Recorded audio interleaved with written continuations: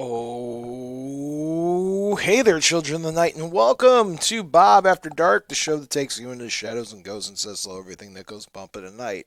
I'm your host with the most, that enjoys toast, Bob, and alongside of me, as always, is the ever wonderful, ever vampiric, ever cape-wearing, and forever the heartthrob of Bob After Dark, my friend, my brother, my producer, Count Panic himself. Oh, hey there, Count Panic. Oh, hey, Bob. Yes, back here once again live, or not live, depending on when you're hearing this, for another episode of Bob After Dark. Bone chilling, might I add. It's been a few weeks. Yeah. Yeah. It's just the way the cookie crumbles, but we're back. A lot going on here, Bob. Yeah, a lot of plates in the air. Yes, and I just wanted to say hello to all of our fans that are going to be joining us from that we got to meet over Gen Con weekend. Gen Con. That I got to meet over the weekend at Gen Con. You weren't there. Gen Con is a big con. It's a massive 85,000 people convention. Wow. All about tabletop board gaming, but there's also a nerdy culture undertone to it outside of gaming. Yeah. But I was selected to be able to host 2 seminars over the weekend, and one of which was a nice, big, nearly sold-out room. So I just wanted to say thank you to everybody who came out to that, and that is now listening to this episode. Yeah, the Gen Con folks, welcome aboard. And I saw some highlights there, Bob, you posting. You had nice little new, was it badges? The badge ribbons. Yeah, yep, nice as well. They call them badge hangers or badge ribbons. Ribbons. They're little trinkets you get for your badges. Oh, and nice. I ordered a limited 100 of them. Wow. And I gave all out but 97. Because you wanted to save a few. I have 3 left. One of which is mine. We're going to raffle them off. One of which is mine. Oh, okay. One of which is going to be an extra in case I lose mine. And then one we're giving away tonight on the show. Whoa! Wait. Yeah, so tonight how's this going to work? So tonight I have every person because last week posted that we were doing this giveaway, which is a Bob After Dark swag experience. Mm-hmm. Swag bag. Swag experience, yeah. I'm giving away a sticker, the regular logo button, the B logo button, and of course the limited edition Gen Con badge ribbon. So we're going to be giving out those tonight. You still have time to enter. You have to go to the Facebook page. Okay, so how does this work? There's rules. So on July 28th, I posted a post saying, just in time for Gen Con, we got a freshly supply of swag, including our first run of B logo buttons. We want to give away a swag supply, including the limited edition Gen Con ribbons that you can only get by attending the show. How to enter: comment your supposed favorite haunted location in the comments section and join the Bob After Dark Discord. The winner must be a member of the Discord in order to win. So that's how it's going, okay. Yeah, and so there's a link there. If you're listening to this live, you still have a chance to enter. Go over to that post on the Bob After Dark Facebook page, and we'll have a winner announced later tonight. Okay. So do we have entries? We have dozens of entries. Okay, so a winner will be proclaimed. There will be a winner proclaimed this evening, yes, wow. for the show. This is a big deal. Yep. So that's pretty exciting stuff. But we got to wait to the end of the show. Yep. Okay. So, Panic. Yeah. Panic. Mm-hmm. It's been a minute, and I think I need to refresh the audience how Bob After Dark works. How does it work, Bob? All right, so we split the show into 2 parts. First part of the show is the weird, spooky news of the week. That's where you, the fans, and me, the Bob, go scouring the internet for the weird, the unusual, the anything from advances in science that borderline on science fiction, or cryptid sightings, ghosts being caught on camera, aliens, or just all-around high strangeness. I have 3 articles for us today. Count Panic is not aware of any of them. Then we get us prepared for the hashtag Panics Take. Yeah. And you can call in too, folks, if you're listening live, or maybe you're listening in podcast land and you're going to be listening, want to call in live. Every Tuesday night starting at 9 p.m. Central, 219-845-1100. That's as simple as that, 219-845-1100 if you're listening to this live here. Absolutely. All right, you ready to start our stories here, Count Panic? Sure, Bob, let's get to it. All right. So our first news article this evening comes to us from Coast to Coast AM, written by our old pal Tim Banal. Residents of a Spanish community are understandably on edge after multiple people were menaced by mysterious miscreants wearing scream masks. According to a local media report, the peculiar panic is currently unfolding in the village of Agualualias, Aguilas. The troublemakers at the center of the scare have been seen roaming the streets clad in black hooded robes, wearing the iconic infamous ghost-faced villain from the Scream horror franchise. Chillingly, it appears that the ne'er-do-wells are content with merely lingering on the sidewalks, creeping around corners, as one unfortunate resident reported a particularly chilling encounter with the delinquents. Jessica Perez recalled how her 13-year-old cousin found herself targeted by these cretins not too long ago. To the girl's profound terror, the miscreants brandished a knife and chased after her until she ran into a populated area, which caused the punks to put an end to their pursuit. Upon picking her unsettled cousin up from the scene, Perez informed the police about the troubling incident. Alas, authorities indicated that they have received several reports of the reprobates, but had yet to identify them, which less catch out of the causing trouble. Increasing the fear gripping community, eerie videos and of the unnerving phantoms filmed by residents who observed the mysterious strangers from a distance have spread like wildfire on the Spanish social media. While it would seem that the mask-clad individuals are just likely pranksters out looking for thrills, like the clown incident, residents have found no humor in the situation. To that end, Perez called for an increased police patrols to thwart the reign of terror that hangs over the community like a dark cloud. Hashtag panic steak. Yeah, that's very mysterious, Bob. So, again, it kind of just, it seemed like it all just happened at once there, Bob. It's kind of strange. You know? Absolutely. So, I don't know, man. I could tell you right now, that is a very dangerous thing to be doing. Well, yeah, and that's chasing individuals with a knife. If you did that to the wrong person, you wouldn't have a chance to joke. No. Yeah, I mean that happens quick, but you gotta be careful with stuff like that. You know, it just kind of that could lead up to something very bad very quickly. Again, don't mess around with that, folks. No, that's bad news bears. So Count Panic. Yeah. Are you ready for our second news article? I am. All right, so for our I'm wondering if you're going to get to the one I'm thinking of that was popular this weekend. It was. I want you to know that I got that sent to me like 5 times. I don't know if it's a part of it. We should address that at some point. I'm going to bring it that up. Might be a part of it. Okay. I'm assuming we're thinking of the same news article, but yeah. we're going to save that for the last one. Okay. And we're going to have a conversation about it. I know. Listen.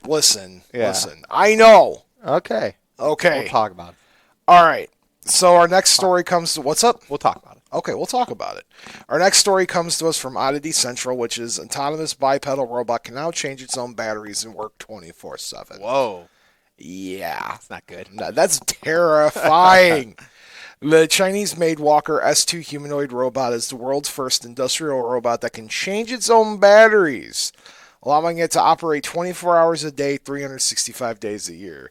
Unveiled earlier this month by Chinese robotics company UB Tech Robotics, the Walker S2 has been attracting a lot of attention because of its unique ability to replace its own batteries to ensure it never runs out of power.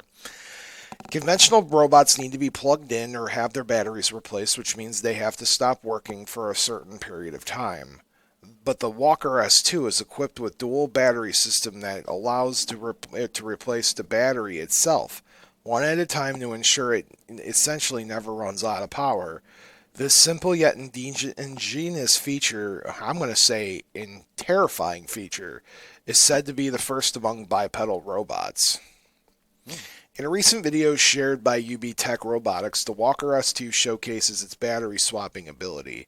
When it detects that its batteries are running low on power, the robot automatically heads to the battery exchange section where it bends its arms and uses its palms to pull out one of the batteries at the back and store it at the top shelf before replacing it with a fully charged one to get the batteries back to work. The battery replacement process is simple, effective, and only takes a few minutes to complete, and virtually ensures that the robots can work continuously for as long as replacement batteries are available. The system is said to have been inspired by swappable batteries of Chinese electric cars, which use modular batteries that can be swapped to save time. The Walker S2, the first humanoid robot to be equipped with self-swappable batteries, is expected to be used in industrial facilities and on its own production lines, where it completely eliminates the need for manpower.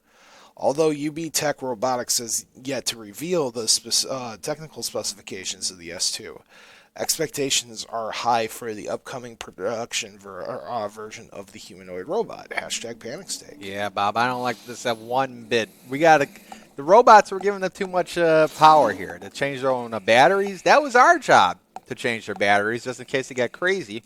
Now we don't have that option anymore, Bob. Goes out the window. The robots are in control. We have lost this war.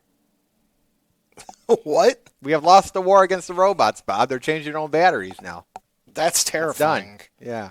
Yeah, no, it's over with now. This is the end of it now. These things, the one chance you had against an evil, robot uprising is that eventually they'd run out of power. Yeah. And now we programmed them to change their own batteries. So you're telling me as long as there's a pack of double A's around, these things are just going to be able to get up and change them, and it's over with now. It's over. This is endgame now. Yeah, Bob. I don't like it. Again, we should be in control. We got to change your own batteries. I agree. Yeah. How do you shut something down that malfunctions? If it runs forever, there's got to be a safe, not a safe space. What do you call it? A safeguard. Yeah. You have to have a safeguard. Something emergency. But if it's changing its own batteries, I don't like that. I don't like that at all. No, bad news. That's terrifying news. Why do we do it? Why do we do it? Why do we give them so much power, Bob? I don't know. We should be the ones in control, not the robots. Scary stuff. I don't even want to talk bad about them now. Maybe we should start being nice. That's what I'm thinking. Yeah. All right, Count Panic, you ready for the last news story? I think so, Bob. And I have a feeling you know what it is. I think I know. Go ahead. So I'm going to just give a quick shout out to our pal Doug out in New Hampshire. Okay. Doug from New Hampshire was the first person who told me about this while I was at the convention over the past weekend. And that is comedian Matt Rife is now the legal guardian of the haunted Annabelle doll. Yes, this is the news. Everybody's, even if you're not into the paranormal, Bob, this story was all abuzz this past week. And I'll let you explain. We'll talk about it. So this story comes to us from the Global News out of Canada, the Canadian Post, if you will. This happened to be the one news source I found for it that I liked, but we'll just move on. It's written by Michelle Butterfield. Okay. So comedian Matt Rife is taking his interest in the paranormal to the next level, announcing that he's recently purchased the famed Connecticut home and museum that houses the allegedly haunted Raggedy Ann doll Annabelle. Rife announced over the weekend that he and YouTuber Elton Casty have purchased the home and the museum belonging to famed paranormal investigators Ed and Lorraine Warren, and are now tasked with taking care of the home's contents, including Annabelle, the spooky attraction's crown jewel. We are the legal guardians and caretakers of all 750 haunted artifacts and items in the Warren Museum, including the Annabelle doll. I must go on record and say we do not legally own items, but we are the legal guardians and caretakers of items for at least the next 5 years, Rife 29 said in an Instagram video on Saturday, clarifying that he now owns the Warren Occult Museum, but he's not the owner of the 750 curios inside. I don't know how that works. Does that make sense to you? That does not make sense to me. Okay. So Tony Spiro, who's the Warren's son-in-law and co-director of the late couple's organization, the New England Society of Psychic Research, or NESPR, told Today.com that he and his wife still own the collection, including the Annabelle doll. They're only leasing them to the two. Oh, okay. Only leasing. We have no plans to ever sell the artifacts, he said in the statement. If you know me, you know how I'm obsessed with all things paranormal and all things haunted, Rife's caption photo himself and Cassidy posing with the doll. You also may know the Conjuring films are my favorite scary movies of all time, so I'm incredibly honored to have taken over one of the most prominent properties in paranormal history. Ed and Lorraine Warren arguably put demonology and paranormal into the mainstream and are now the very heart of some of the most famous and haunted stories of all time. The Conjuring House, Amityville Horror, etc. Annabelle inspired a series of films in the recent years. The opening scene of 2013's Conjuring features a doll as well as well as spin-off flicks like Annabelle, Annabelle Creation, and Annabelle Comes Home. The latter which takes place exclusively in the Warrens' residence. According to Realtor.com, the Warren Occult Museum shut down in 2019 amid a number of zoning issues. Now, Rife says he and Cassidy have plans to restore the house and welcome visitors again. So, Count, what do you think? We're not done with the story, but I need you to put in brain that they're welcoming visitors to the Lawrence Museum again. Visitors. Oh, I don't know, Bob. I don't think I want to be anywhere near. I'll finish the story. I just want you to think about it. Yeah, I wanted to put that thought in your brain. The thoughts in my head. All right, so we plan to open up the house for overnight stays and museum tours so you yourself can experience and learn the haunted history surrounding this amazing place, he wrote. The Nesper has long claimed that Annabelle's attached to an inhuman demonic spirit. Paranormal investigator Zach Baggins told U.S. Weekly that the doll is known to move on its own, leave messages on paper for its owners, and change positions. Rife's guardianship of the doll comes just weeks after Nesper investigation Dan Riviera died suddenly in his hotel room while showcasing the doll on the National Devils on the Run tour. According to E! News, a July 16th police report labeled his death as natural, but the final case of death won't be determined until an autopsy is completed. In the video, Rife acknowledged that potential risks he's taking in living under the same roof as Annabelle.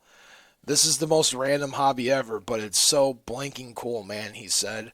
I should probably collect stamps or something, might be a little safer. Hashtag Panics Take. Yeah, Bob. This whole story is just something here. One, Matt Rife, a popular comedian. I'll be honest with you, I never knew who he was. He might have simmered down a little bit in the past couple years, but I know a couple years ago people were selling out his shows. He's still popular, but one, is this just having so much money you don't know really what to do with it? Two, if you had the money, would you buy, lease, be anywhere near that doll? Three, is it safe to give tours out where people could go past it, where we have this cursed history with it? You might be different from me, Bob, and I like the spooky and paranormal, but I don't want to be anywhere near the Annabelle doll. I'd rather be far away from it just because I don't want to be involved with that bad voodoo it brings. But I think this is a case of just having so much money. You just want to do silly things like purchase, lease, whatever you're doing with the Annabelle doll. I think it's a bad idea. Matt Rife, I hope nothing bad. I don't wish ill upon anybody. I just hope he's okay, safe. Because that's spooky. Now you might be wondering to yourself, Bob. Yeah. What's your take on this? What is your take on this, Bob? The guy's got the money to do it. He's got the money. He's got the money. Might as well buy it out. I'd rather him own it than somebody else in the field, if you catch my drift. Why don't they just leave the doll alone? That Matt Rife guy probably started waving tons of money in the son-in-law's face to be like, let me just caretake for the doll. A net worth of $50 million, it says here, if that's to be believed. But then that means the doll's worth $50 million? Oh, Matt Rife's worth $50 million. Oh, I was about to say $50 million for the Annabelle doll. Let me see. How much is Annabelle? Well, it's not for sale. Just the concept of taking care of her is for sale, but her herself is not for sale. Yeah. Or what it's worth at. It's valued. That's what the word I'm searching for. Valued around $2 million, the Annabelle doll. Around $2 million. You could take it home, Bob. Put it in your room. You might be wondering to yourself, yeah, does Bob want to be around the Annabelle doll? One night, sleeping with the Annabelle doll. You got to cuddle with it. Not going to cuddle with it. Matt Rife. I'm laying down the gauntlet here. Yeah. I'm hoping somebody out there in the world can get this message to Matt Rife. Matt, if you're looking for your first people to stay at the Warrens Museum overnight, me and Kyle Panic me? We'll do it. Don't put that voodoo on me, Bear Bob. That bad juju. You want to take a phone call? Let's take it live. Take it live. Caller, you're on the air. I tell you what, Bob. I just got home. I was in the car. 9 o'clock. You're playing your opening song, and I don't know. I could get you on AM and FM. in the car. So I know the AM station wasn't working that well, if I'm not mistaken, Colin. It's coming in real clear. Yeah, but last the week it FM was is kind a- of wonky. The Yeah. FM, no, the FM is a little staticky. Oh, but okay. you know what? I got. It's funny that you mentioned the robots, because I got to in conversation with a elderly couple at the Munster night out there a little while ago, and talking about AI and robots. Going to be taking over just about every job out there, teaching whatever, and then you came out with the robots changing their own batteries. So, what do you think, Bob? I mean, is this, is the workforce going to be depleted by robots in the future? I think most jobs probably will be, unfortunately. We're not at the point where these robots can change their own batteries, so even bare maintenance on these robots would probably not even be needed. The robots can do maintenance themselves. Yeah, and one of the displays at this fair I went to, event rather, was a robotic team from one of the junior high schools in Munster there, and pretty cool what they're already doing, with robots and stuff like that. But I don't know. So is that kind of little, is that a scary situation in your mind, or Terrifying. is that just, I don't like the idea that an artificial intelligence can become fully autonomous, meaning free will and able to do its own thing. I've seen enough movies to see how this ends, and it doesn't end pretty for the human race. yeah? I mean, how do you communicate? How would how do us humans communicate with a with a robot? I mean, how are you going to replace a teacher with a robot? You'll find out, I'm John, think- when your new pickleball partner is a know, robot. Geez, don't mention pickleball, Bob. That gives me a little pain right now, and you know what? So the count could tell you about that. Yeah. But hey, good show as always, and I'll continue listening. And, Thanks, John. We appreciate you calling in. You're a part of the family. all right, thanks, Bob. I appreciate it. All Thank right, you. John. Talk to you later. Okay. Yeah, robots, Annabelle. I mean, I don't know which one is more terrifying. It's they're both a catch-22. But then again, I'd rather stay the night with Annabelle You think so? than stick me in an AI factory with like these robots that can change their own batteries. I would rather be with Now Annabelle. here's the thing with Annabelle. You're supposed to leave her in the case, right? They took her out of the case, and sadly that tragic incident happened. And again, people say what they believe. It's a really bad timing on that. The guy left us all too soon. That investigator, I forget his name, Bob. But I wouldn't. Maybe it's not meant to leave the case. Why are we touching this thing, Bob? We should just let things be. We're too touchy. I would agree. Leave Annabelle alone. That's my moral of the story, Bob. But if Matt Rife's money, let him do what he wants to do. Matt Rife. If you're looking for the first group of people Guess to we'll stay show tonight, up. No, yeah. we'll be there. All right, we'll be there. We'll be there. We'll be there. Matt Rife. Reach out to us, 219-845-1100. Call him now. He's listening. Guy, listen, if somebody can make this happen, I'm into it. I'm the guy. I think it could happen, Bob. I think it could happen. You realize if I do this, you have to do it with me. Could I sleep outside? Nope. Absolutely not. You're inside with me, buddy. Locked up with Annabelle? Yeah. Only bad things could happen, Bob, but we'll try it. You'll be fine. We'll be fine. Famous last words. What's the worst that can happen? That's Those more are the famous actual ones. famous last Last words. All right, Count, you ready for a quick break? Sure. All right, to our podcast fans, you're about to be hearing words from podcasts that you should be listening to, and to our live fans, stick around. We'll be right back. And we're back. Oh, hey there, Count hey Panic. there, How Bob. are you? Good. By the way, in case anybody's hearing that a squeaking, doing again? Is that happening again? yeah, it's because the cord is stretched. It's taut, and it's every time I move my head, it wiggles the cord. We learned last time. You just got the. Oh yeah, keep my head perfectly still. This is going to be a blast to edit tomorrow. Let me tell you. We'll have to figure this out. We'll call our engineer Here. Chuck, and he'll get us along. Chuck, please fix this. Yeah, he'll fix it. If he can't fix it, nobody can. All right. So, I was at Gen Con, right? Yeah, Panic. Gen Con. Oh, by the way, what did you do during break? During break, Bob, during break. Well, you know what I did, Bob?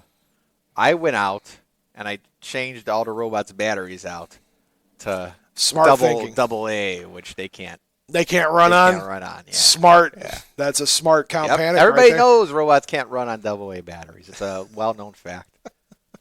How about you? You know what I did during break, Count Panic? What'd you do?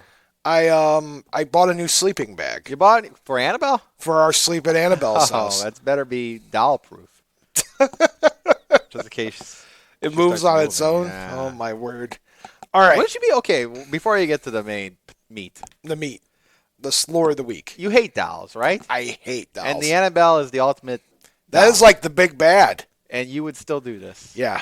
Now, what if you're at night, you're sleeping, and you notice you just open your eyes and you notice it's just standing over you? What do you do in that case? Scream for Ben. Nobody could hear you scream. Nobody could hear me scream. What a terrifying thought, Count Panic. Yeah, I know. Think about it. All right. So, anywho, you ready for the lore of the week? Sure. All right. So, lore of the week. It's at Gen Con. It's a board gaming convention, tabletop RPG, etc., biggest of its kind, 85,000 people. But there's not a lot of things I could do with that to make a paranormal story out of it. So Okay. instead, why don't we talk about the history of the world's most spooky board game, the Ouija board? Oh, Bob, fantastic. Yep. So this week on Bob After Dark, we're talking about the history of the Ouija board. I can't believe we never talked about the history. of No, we've touched base on it, but nothing in all our history. in all of our history. Wow. All right. So we're going to start with a quote from Brown University. Okay. The exact origin of the Ouija board is unknown. Objects similar to the Ouija board date back to 1551 BC to ancient China, where spirit boards were used as commonplace items to communicate with the dead. It is claimed that the Pythagoras used talking boards to enhance his studies and unearth revelations from the unseen world. Talking boards also have connections to ancient Rome, where two people used the Ouija board to predict the successor of the king. They were tried for treason and eventually hung, and claim the successor was immediately executed. Yeah, that's not good. All right. So the first place to start, other than just like the bare minimum beginnings, is let's talk about spiritualism. Okay. The religion, the movement, the belief. So that is where, if you look at the Ouija board, that is exactly where the first place we should be looking is looking at what the spiritualism movement is. So according to the Encyclopedia Britannica, which I can't believe I'm quoting that in 2025, spiritualists believed to develop during early decades of the movement. A core belief of spiritualism that individuals survive deaths of their bodies and ascending into a spirit existence. A person's condition after death is directly related to the moral quality of human existence. Communion with the spiritual world is both possible and desirable, and spiritual healing is the natural result of such communication. The spiritualists understand that God has an infinite intelligence. Historically, spiritualism was organized in small groups that conducted seances or meetings for spiritual communication. Large gatherings were held for public demonstrations of spirit contact and psychic phenomenon. These gatherings evolved into the Sunday church services and became common in spiritualist churches in the 20th century. Many associations also sponsored camps where believers could congregate in leisurely atmosphere, have private sessions with mediums, and attend daily seances, which I've actually done, by the way. Okay. I was at the Casadega Spiritualist Camp in Florida outside Orlando. Oh, very nice. Yeah, Right outside the biggest Disney. one in the country, I Yeah. believe. Initially, spiritualist gatherings were concerned with demonstrating and investigating mental phenomena such as clairvoyance, telepathy, and the reception of images and messages from spirits. The messages that mediums claimed to receive were examined in order to build theoretical constructs for explaining how spirits' contact could occur. Very early in the movement, however, seances featuring more spectacular physical phenomena were conducted, and mediums arose who specialize in such displays. Spirits were said to have the power to levitate objects, speak independently of the medium, leave pictures on photographic plates, and materialize objects, including themselves. Also basic to spiritualist practice is spirit healing. Among the precursors of spiritualism was the Magnist movement, which had grown out of the magnetic healing theories of Franz Anton Mesmer. The Magnetists had specialized in spiritual healing and public demonstration of magnetic phenomena, which included hypnotism. Spiritualism absorbed many of the assumptions of the Magnist movement, but maintained that healings were the result of spiritual influence rather than magnetic power. Although some spiritualist practices have been motivated by mere curiosity and fascination with the supernatural, they have also been driven by more serious concerns about the fate of the human soul. For those who had lost their faith in traditional Christianity, spiritualists have often offered a new religion based on not an ancient tradition, but on facts apparently that it could be observed by anybody. Those for whom materialistic ways of thinking have precluded belief in life after death have been given a new hope of immortality. Those suffering from grief after death of loved ones have been offered possibility of communicating with them. The strong involvement of the emotion in both acceptance and rejection of spiritualism has made it difficult to appraise impartially the evidence against it. So, and then according to what the word medium is, according to the Encyclopedia Britannica, a medium in occultism is a person reportedly able to make contact with the world of the spirits, especially in a state of trance. A spiritualist medium is a central figure during a seance and sometimes requires the assistance of an invisible go-between or control. During a seance, disembodied voices are said to speak either directly through the medium. Materialization of a disembodied spirit or a specific part of the human body can allegedly take shape from a mysterious vicious substance called ectoplasm that excludes from the medium's body and subsequently disappears by the returning to the original source. At the times, the medium or material object appears to float in air, levitation. So, that's a little bit about the spiritualism movement. Very basic. I could do a 4-part series on spiritualism. Yeah. Probably barely scratch the surface, but people still practice it to this day. To this very day, Bob, it's going on even outside the Magic Kingdom. Yeah, really. About an hour outside of the Magic Kingdom is Cassadaga, and then Second Salem in Wisconsin is still a thing as well. The Witch's Tower, etc., etc. Yeah. All right. So, what does that have to do with the Ouija board? Everybody's asking the same question. All right, so according to the Smithsonian, the Ouija board can't connect us to paranormal forces, but it can tell us a lot about psychology, grief, and uncertainty. The game was born from Americans' obsession with the spiritualism movement in the 19th century. Since then, it's functioned as a reflection of the deep-seated beliefs and anxieties for more than a century. In the late 1800s, advertisements for a new paranormal product started appearing in papers. Ouija, or the Wonderful Talking Board, boomed, a Pittsburgh toy and novelty shop describing a magical device that answered questions concerning the past, present, and future with marvelous accuracy, and provided a link which unties the known with the unknown and the material with the immaterial. Another advertisement in the New York newspaper declared it as an interesting and mysterious, and testified that it had been proven at the patent office before the patent was allowed. Price? Can you guess what the first price of the Ouija board was? What's the first price of the Ouija board? $1.50. Not bad. But that was what year? The late 1800s. Oh, yeah. So back then, it was probably, wow, this is a fancy board. That's a fancy board with some letters on it right there. $1.50. $1.50. This mysterious talking board was basically what's sold in stores today. A flat wooden board with the letters of the alphabet arranged in 2 semicircles above the numbers 0 through 9. The words yes and no appear in the upmost corners while goodbye is printed out at the bottom. The board also comes with a planchet, a teardrop-shaped device usually with a small window in the body used to maneuver about the board. The idea that two or more people would sit around the board, place their fingertips on the planchette, pose a question, and watch dumbfounded as the planchette moves from one letter to the other, spelling out the answers seemingly of its own accord. Today, the Ouija board game's design is similar, though the boards can also come in other materials other than wood, like plastic. Are Ouija boards real? Yes, of course they're real. We just talked about it. I'm they're just real. being silly. Yeah. I'm being silly. What does Ouija mean?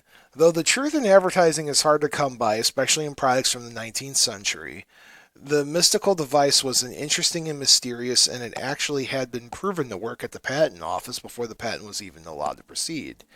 And today, even psychologists believe that it may offer a link between the known and the unknown.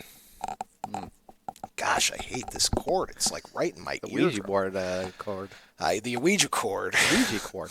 Haunted cord. The Ouija board's history is about as mysterious as how the game works. Ouija historian Robert Murch had been researching the story of the board since 1992 when he first purchased a copy. At the time, he said no one really knew anything about its origins, which struck him odd. For such an iconic thing that strikes both fear and wonder in American culture, how come no one knew where it came from? The Ouija board, in fact, came straight out of the American 19th century with the spiritualism movement, the belief that the dead are able to communicate with the living. The beginning of the modern spiritualism in America often linked in the incident in upstate New York in 1848.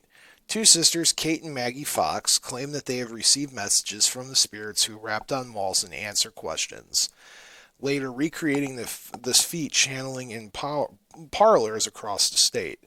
Abided by the stories of the celebrity sisters and other spiritualists, the movement reached millions of adherents in the years followed. Spiritualism worked for Americans. Many believed it was compatible with the Christian dogma, meaning one could hold a seance on a Saturday night and have no qualms about going to church on the next day. It was an acceptable, even wholesome activity to contact spirits in seances through automatic writings or table-turning parties in which participants would place their hands on a table and listen as someone called out the letters of the alphabet. When certain letters were spoken, they would watch the table begin to shake and rattle, declaring all the while they weren't moving it.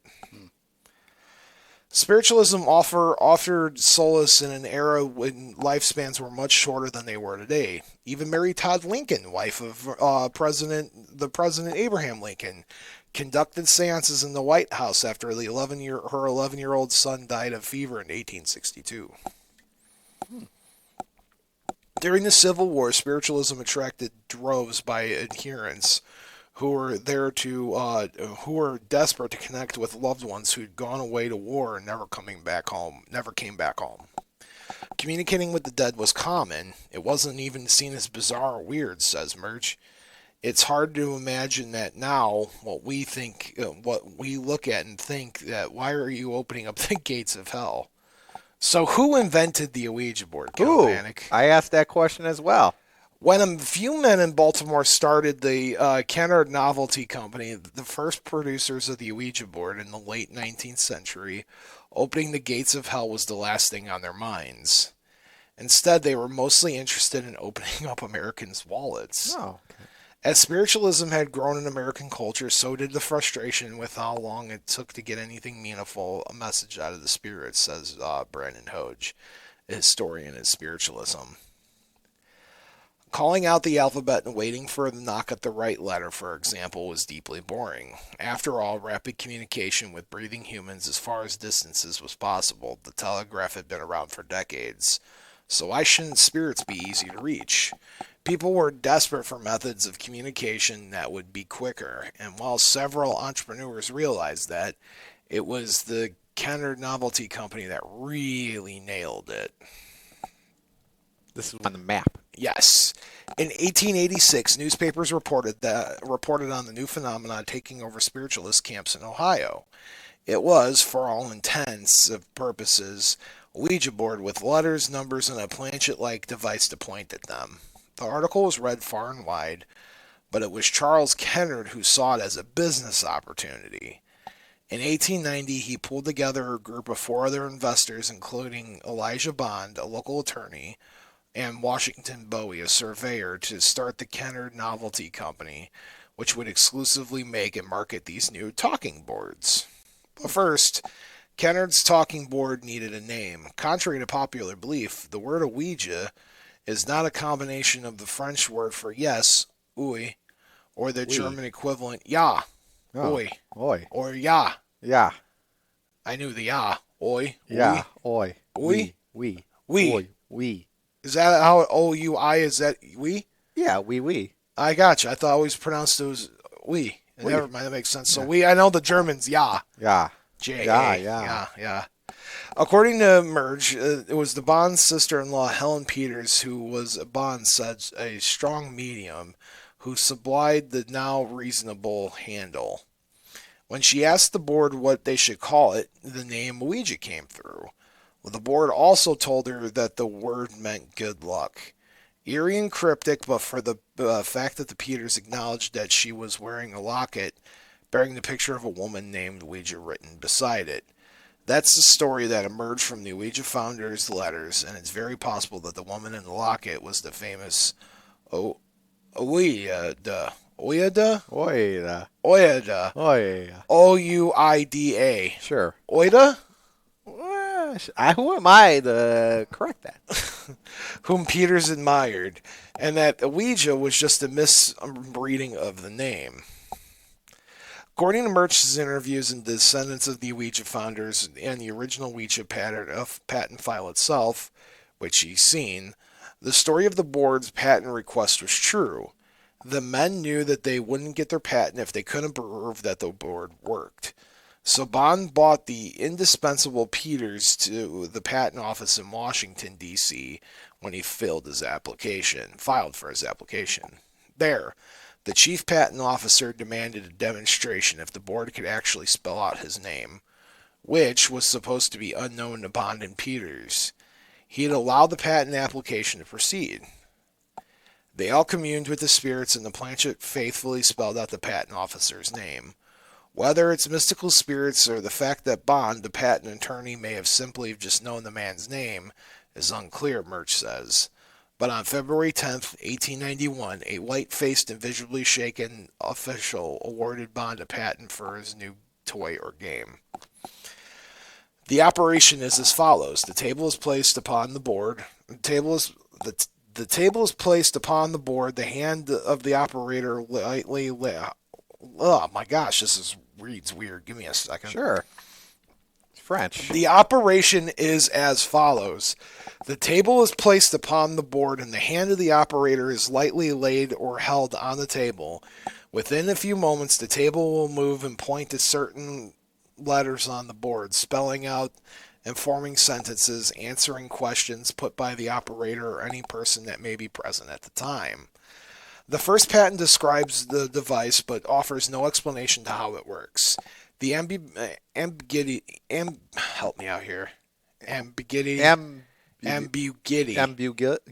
You know the word. Yeah, ambiguity. Yeah. A-M-B-I-G-U-I-T-Y. Ambiguity. Yeah, yes, Ambiguity. Ambiguity. You were close there. Oh, man. It's tough for us. It's something else. But you know the word. Ambiguity. Ambiguity. Yeah. was part or more It's late, folks. marketing. It's late. It's late. Ambiguity. Yeah. Ambiguity. Yeah. Oh, my word. Ambiguity. Now, can you spell that? I just did Ambiguity. Okay. These were very shrewd businessmen, says Merge. And the less Kennard company said about how the board worked, the more mysterious it seemed, and the more people wanted to buy it. Ultimately, it was a moneymaker. They didn't care why people thought it worked. And it was a moneymaker. By 1892, the Kennard Novelty Company went from one factory in Baltimore to two in Baltimore, two in New York, two in Chicago, and one in London. Oh. Soon after, Kennard and Bond were out, owing to some internal pressures and the old adage about money changing everything. By this time, William Fuld, who had gotten in on the ground floor of the fledgling business as an employee and stockholder, was running the company. Notably, Fuld was never claimed to be the inventor of the board, though even in his obituary in the New York Times declared him to be. Also notably, Field died in 1927 after a freak fall from a roof of his new That's factory. not a good thing. Bobby, I'm going to pause it right there. You want to take a phone call? We got a caller. We got Take a it call. live. We'll take it live. Caller, you're on the air. Well, good evening, gentlemen. Hey. Hey, Bill, how are you? I'm doing fine. I'm enjoying the show. I'm glad to talk to my two favorite radio How personalities. about that? Where are they at? Yeah. Oh, yeah. So, I'm finally hearing you. I guess last week station was off the air for a while. Yeah, well, Yeah, kind of technical It difficulties. kind of worked in our favor. I know Bob was traveling for concerts, but yeah, the station had a little. It feels good. I think they unplugged it last week, but it's plugged back in this week, so we're happy to be back. But yeah, we're here live.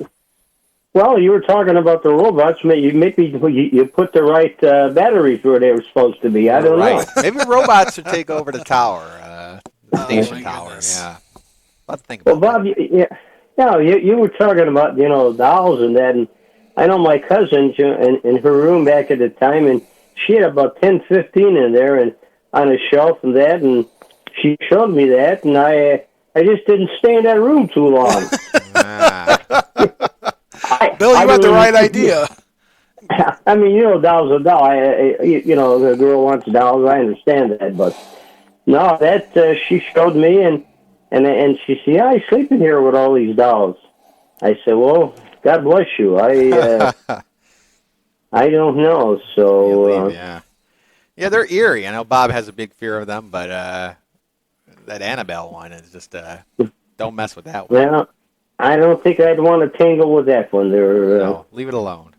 No, leave it alone. Okay, listen. Like I say, I'm enjoying your show, and you guys have a good rest of the evening then. You too, Bill. Well, thanks, Bill. Appreciate Take care. you You too calling as in. well. Yeah. Well, no dolls. That's it. No dolls. No dolls, We'll Bill leave says. Leave him at home. Okay. Take care. Bill. Take care, Bill. By the way, Bill him hates falling dolls. off that building. By Yeah. the way, it was said that the factory was building Ouija boards that he fell off the building. No, this from. should just be this is a bad omen to come here, Bob. Something like that. What followed were boom years for Fooled and the frustration of some men who had been on the Ouija board from the beginning. Public squabbling over who'd really invented it and played out in the pages of the Baltimore Sun while their rival boards were launched. How did the Ouija board become so popular? You might ask yourself. I'm asking that too. The board's instant and now, more than 130 years later, prolonged success showed that it tapped into a weird place in American culture. It was marketed as both a mystical oracle and as family entertainment, fun with an element of otherworldly excitement. This meant that it wasn't only spiritualists who brought the board. In fact, it was people who disliked the Ouija board who was most tendered by the spirit mediums, as it promised access to the spiritual world without a middleman. So the Ouija board was making the psychics upset because who needs a psychic now when you got a spirit board?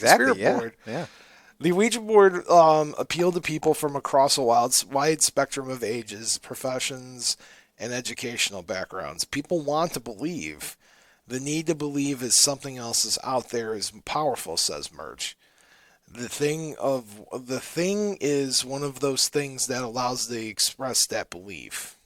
It's logical then that the board would find its greatest popularity in uncertain times when people were holding to the belief and searching for answers. The 1910s and 20s, which with the devastations of World War I and the frantic years of the Jazz Age of Prohibition, witnessed a surge in Ouija's popularity. In 1920, Norman Rockwell, illustrator of the blissful 20th century domesticated, painted a man and a woman, a Ouija board between them, communicating with the beyond, the cover of the Saturday Evening Post. Over 5 months in 1944, as World War II raged, a single New York department store sold over 50,000 boards. Holy smokes. In 1967, the year after Parker Brothers bought the game, 2 million boards were sold, outperforming Monopoly. That same year saw more American troops dying in Vietnam, the Summer of Love in San Francisco, and the race riots in cities across the country. So it seemed like the more there was going on negatively, the more these Ouija boards sold better. Yeah, that was how it goes. Interesting stuff. Yeah, it is interesting. It's very basic math, I guess, goes as far as Ouija board sales. All right. So, strange Ouija tales made more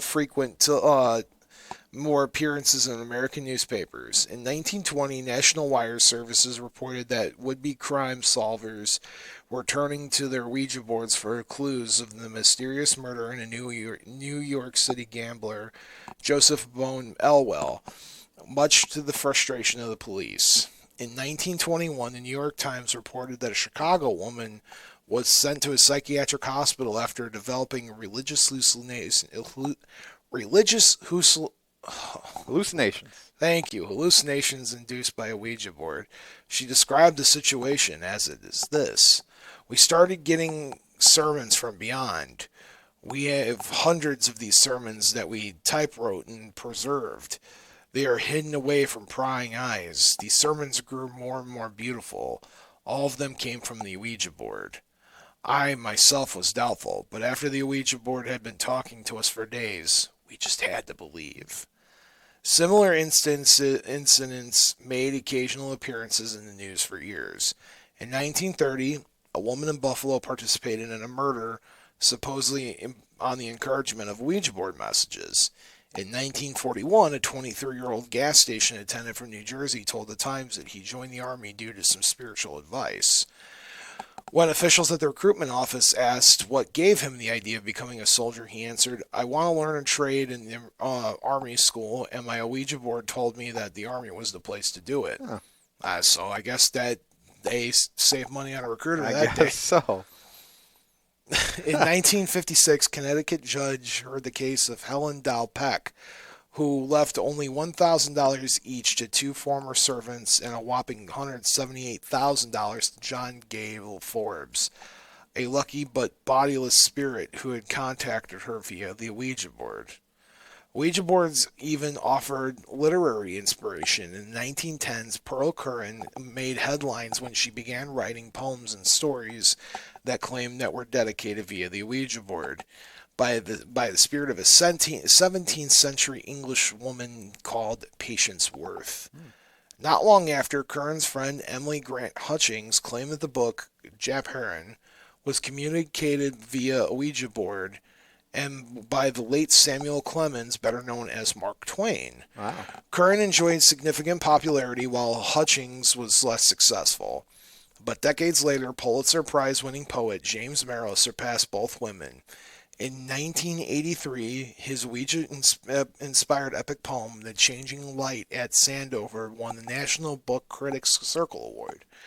Merrill, for his part, publicly implied that the Ouija board acted more as a magnifier for his own poetic thoughts rather than just a hotline to spirits. In 1979, he wrote Mirabelle, Books of Numbers, another Ouija creation, and he told the New York Review of Books, if these spirits aren't external, how astonishing mediums have become. How did Americans come to fear the Ouija board, you might be asking? How did they? Well, you see, the Ouija board existed on the periphery of American culture and popular, mysterious, interesting, and usually bearing the few cases of the supposed Ouija-inspired murders non-threatening, that is, until 1973. That year, The Exorcist, which was supposedly based on a true story, scared the pants off of people in theaters. The implication that 12-year-old Reagan was possessed by a demon after playing with an Ouija board by herself changed how people saw the board. It's kind of like Psycho, how people were afraid to take showers after that scene. Yeah. It's a clear line, says Merge, adding that before the Exorcist film and TV depictions of spiritualism were usually silly. I Love Lucy, for example, featured a 1951 episode in which Lucy and Ethel hosted a seance. But for at least 10 years afterwards, it's no joke, Merch says. The Exorcist actually changed the fabric of pop culture. Almost overnight, Ouija became the tool of the devil and, for some reason, a tool of horror writers and movie makers. It began popping up in scary movies, usually opening the door to evil spirits hell-bent on ripping apart co-eds. In the years that followed, the Ouija board was also denounced by religious groups as Satan's preferred method of communication. In 2001, in Alamogordo, New Mexico, it was burned on bonfires along with copies of Harry Potter and Disney's Snow White. Even in recent years, Christian religious groups remain weary of the board, citing scripture denouncing communications with spirits through mediums. Catholic.com calls the Ouija board far from harmless. In 2011, 700 Club host Pat Robertson declared that the demons can reach out to us through this board. Even within the paranormal community, Ouija boards have a dodgy reputation. Murch says that he first began speaking at paranormal conventions and he was told to leave his antique boards at home because it scared people too much. Parker Brothers, and later Hasbro, after acquiring Parker Brothers in '91, still sold thousands of them, but the reasons people bought them had changed significantly. Ouija boards were spooky rather than spiritual, with a distinct fear of danger. So what do you think, Count Panic? Well, is that the wrap on it, Bob? Well, yeah, there's more. Okay. Oh, there's more. Okay, I didn't want to talk. No. That's we were talking about how it got feared and all of that jazz. Yeah. Well, I'll tell you, Bob, about the Ouija board. It's an interesting history. I didn't know all that. I'm sure we all learned from this episode. But the Ouija board itself, much like the Annabelle doll, I don't really like dabbling with it. Now, I know you've had some Ouija board experiences. I've been in the same building, the next room over, while you were in a room with a Ouija board, just because not your thing. I didn't want to, see what could come. And you did have some activity at night, I know. But this was a toy, a board game, or, a board that was sold at, Walmart's, Toys R Us, Target. And here we're selling these things that people are opening other dimensions with. Now, Monopoly, from my knowledge, does not do that. Sorry, Checkers, all that other jazz, Chutes and Ladders, Candyland, they don't open up portals. But the Ouija board does. And I was always surprised they would sell it in the big box stores. Absolutely. Yeah. So, Count Panic. Yeah. Not your thing, but totally a thing for many people across the entire world. Yeah, people love it. My own, in the house, I have several I've collected over the years. You got a room of Ouija boards. What's that? You got a room of Ouija boards. I have quite a bit of them, yes. Queen Knight's been collecting them long before me. Planchettes, Ouija boards, the whole nine. It's an aesthetic now than it is.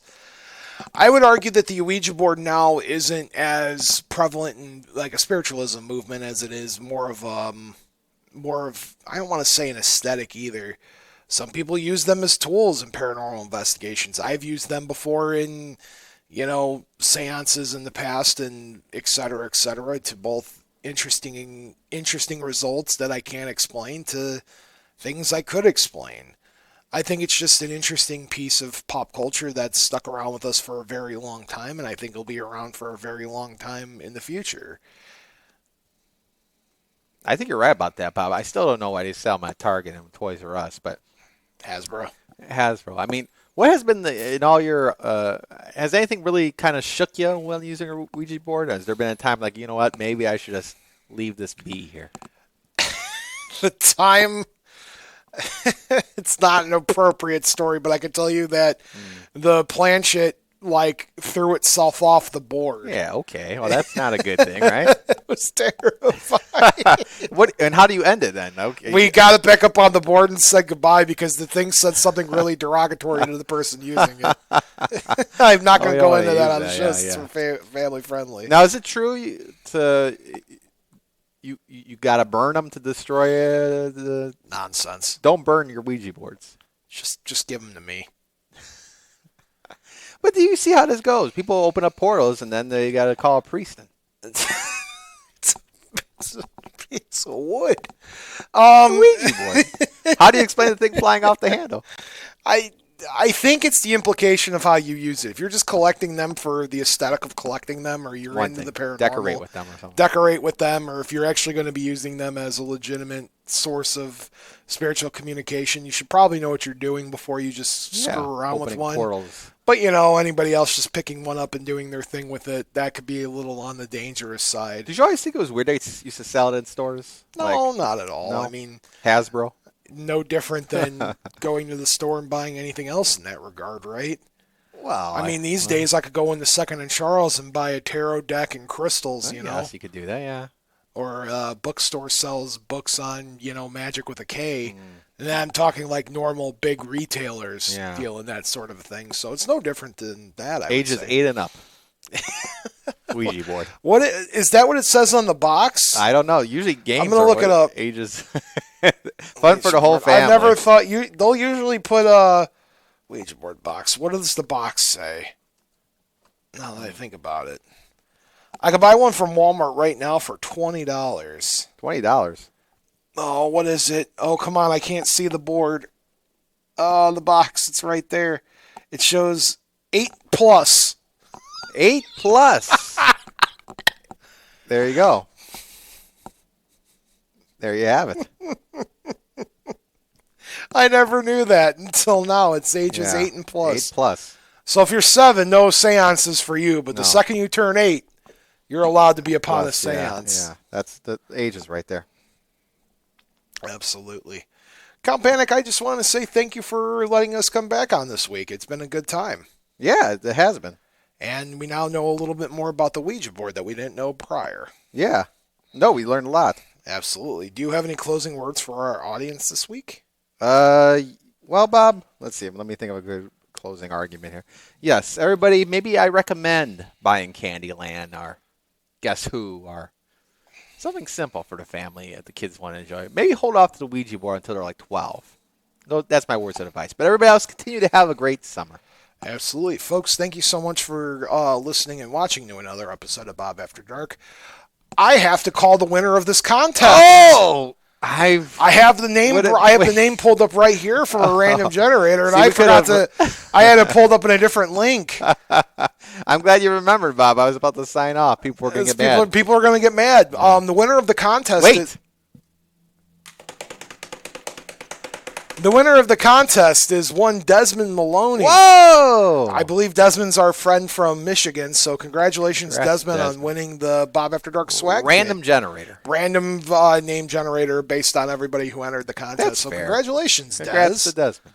Yeah, congratulations, Desmond. Lots I'm going of to get that fanfare out to here. the mail to you tomorrow. Wow.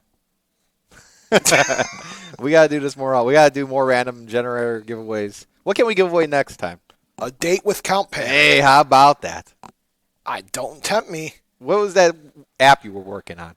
Oh, the paranormal dating app? Yeah. That's gone? I never got off the ground. Well, I needed the right something investors. to look into. Absolutely. Yeah.